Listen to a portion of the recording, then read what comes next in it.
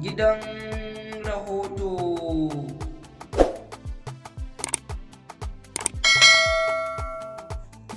To jama'a barkanmu da wannan lokaci, barkanmu da sake kasancewa a cikin wannan channel ta mai suna gidan rahoto, gidan labaran gaskiya.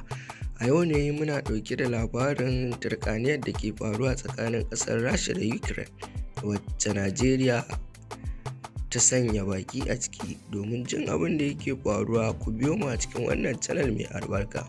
Bari mu ɗan je hutun rabin lokaci. Wannan dai hayaniya da kuke ji kuke gani, hayaniya ce wacce ba tun yanzu ba, ta faru ne a yakin duniya na biyu, wanda komai ya lafa sai yanzu kuma komai ya taso. Allah sarki rayuwa, ita fa dama duniyar a haka take.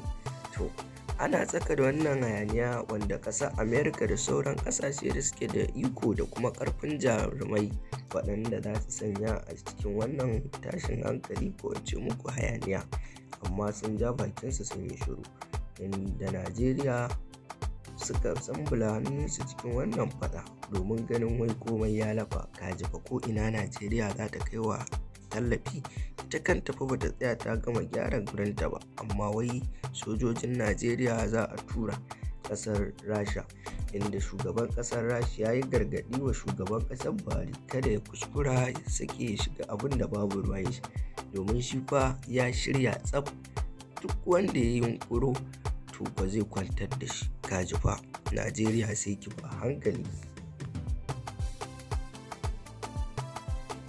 Gidan rahoto.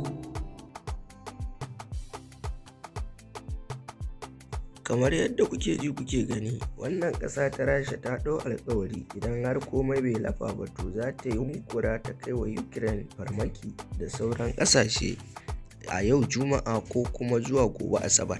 Domin jin abin da yake faruwa, ku biyo mu.